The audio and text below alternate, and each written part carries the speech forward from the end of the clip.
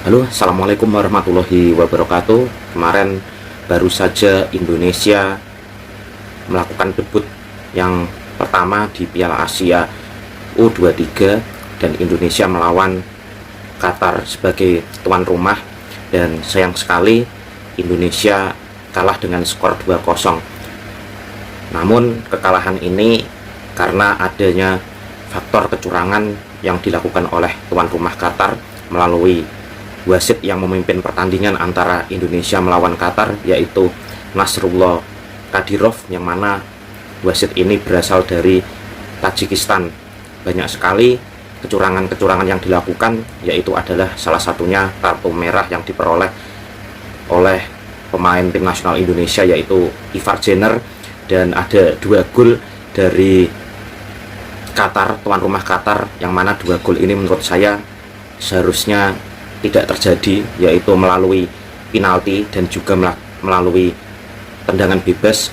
Dan seperti yang telah kita ketahui bagi semua yang menonton pertandingan Indonesia melawan Qatar, baik itu di televisi maupun di media sosial, bahwa pelanggaran yang terjadi bukan karena kesalahan dari Rizky Ridho, karena memang pemain Qatar yang sengaja membenturkan badannya ke Rizky Ridho sehingga wasit memberikan penalti yang kontroversi. Seharusnya keputusan pertama dari Nasrullah Kadirov adalah tidak terjadi penalti, namun instruksi dari wasit VAR yang mana terjadi pelanggaran, dan akhirnya setelah melihat VAR, Nasrullah Kadirov memberikan keputusan untuk dilakukan tendangan penalti.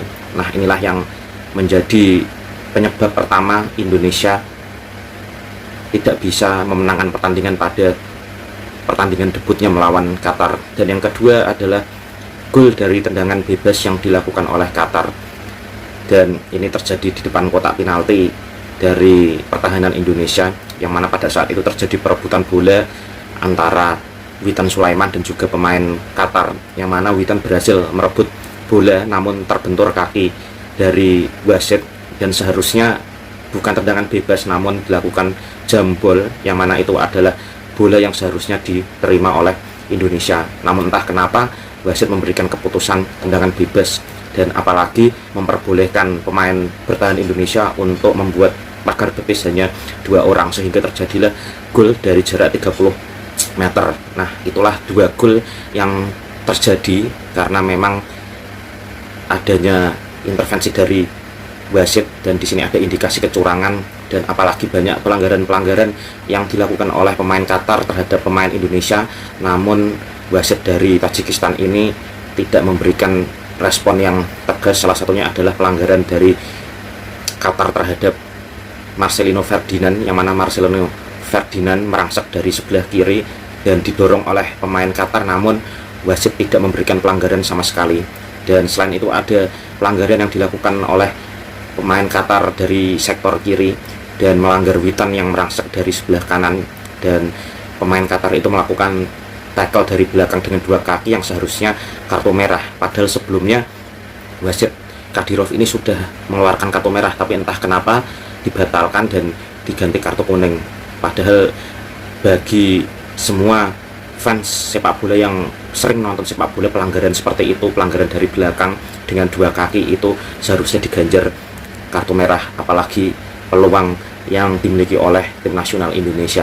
Nah, mungkin banyak sekali keputusan-keputusan kontroversi yang dilakukan oleh wasit Kadirov ini, dan kecurangan yang dilakukan oleh Qatar ini bukan hanya 1 kali, tapi kita lihat pada Piala Asia Senior, yang mana pada laga final antara Qatar tuan rumah dan juga melawan Yordania, yang mana skor 3-1, pada saat itu Qatar mendapatkan 3 penalti. Nah, itulah yang membuat Qatar bisa menjuarai Piala Asia. Nah, ada apa ini dengan Qatar? Apakah pada Piala Asia U23 ini sudah ditentukan siapa juaranya, dan ada indikasi AFC akan memberikan juara kepada Qatar sebagai tuan rumah, dan indikasi ini sudah tercium pada saat melawan Indonesia, dan Indonesia benar-benar digembosi dan dihabisi. Nah, itulah indikasi yang ada bahwa di sini terjadi kecurangan bahwa AFC ingin menjadikan Qatar menjadi juara, dan salah satunya adalah menggembosi Indonesia yang paling utama. Dan memang Jordania dicurangi, mungkin masyarakatnya bisa diam saja dan mereka tidak berani bersuara, namun yang dicurangi kali ini adalah tim nasional Indonesia. Nah, seharusnya masyarakat Indonesia ini bisa bersatu untuk melawan ketidakadilan dan kecurangan yang dilakukan oleh AFC sebagai Federasi Sepak Bola Asia. Banyak fans sepak bola Indonesia dan netizen Indonesia yang menyerang habis-habisan akun dari pihak-pihak yang terlibat dalam indikasi kecurangan pada Piala Asia U23 ini. Di antaranya adalah akun dari AFC yang diserang habis-habisan oleh netizen dan fans sepak bola fanatik yang ada di Indonesia. Bahkan pada akun AFC sudah ada hampir 150.000 komentar yang ada di salah satu postingan yang membahas tentang pertandingan antara Indonesia dan juga Qatar. Nah, inilah yang harus kita perjuangkan untuk menegakkan keadilan, dan juga kita harus melawan adanya kecurangan yang terjadi pada Piala Asia U23 yang dilakukan oleh AFC Qatar dan juga oleh wasit-wasit yang berasal dari Tajikistan ini salah satunya. Dan kita sebagai fans atau netizen Indonesia harus terus mengawal agar tidak terjadi kecurangan-kecurangan di kemudian hari. Dan saya sarankan untuk semua fans sepak bola dan netizen untuk mengawal dan terus melakukan komen-komen dan melakukan serangan-serangan di akun-akun Instagram dari AFC maupun Qatar agar mereka tidak menjalankan kecurangan yang mungkin sudah direncanakan sebelumnya, dan kita beri mereka pelajaran bahwa mereka telah mencurangi kita. Tidak hanya masalah sepak bola saja, dan tidak hanya masalah menang atau kalah dan harga diri itu, karena ini masalahnya adalah tim nasional yang membawa nama Indonesia, dan negara Indonesia, bangsa Indonesia, dan negara yang mempunyai bendera merah putih ini adalah merupakan harga diri dari negara Indonesia ini. Dan kita harus terus mengawal, kita serang dan akun-akun dari AFC dan juga Qatar agar mereka tidak bisa menjalankan kecurangannya. Dan semoga Indonesia pada pertandingan berikutnya bisa terus fokus pada saat melawan Australia dan juga melawan Yordania, bisa terlalu fokus dan tidak terpengaruh oleh kondisi semacam ini. Dan untuk masalah kecurangan, seperti yang telah kita ketahui bahwa Erick Thohir melalui PSSI-nya juga sudah melayangkan protes bahwa terjadi adanya indikasi kecurangan yang terjadi pada saat Indonesia melawan Qatar ini.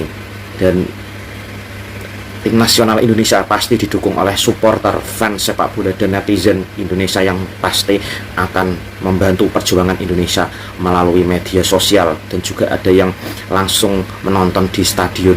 Nah, yang saya sarankan, Indonesia harus tetap fokus untuk pertandingan-pertandingan berikutnya, dan harapan Indonesia bisa juara Piala Asia U23 seperti apa yang saya ramalkan. Juga harapan tim nasional Indonesia untuk bisa lolos ke Olimpiade semoga bisa tercapai, dan kita kawal terus supaya Indonesia, netizen-netizennya, supporternya terus melakukan cyber supaya Qatar dan juga AFC tidak bisa menjalankan kecurangannya dengan menggunakan wasit-wasit mafianya ini.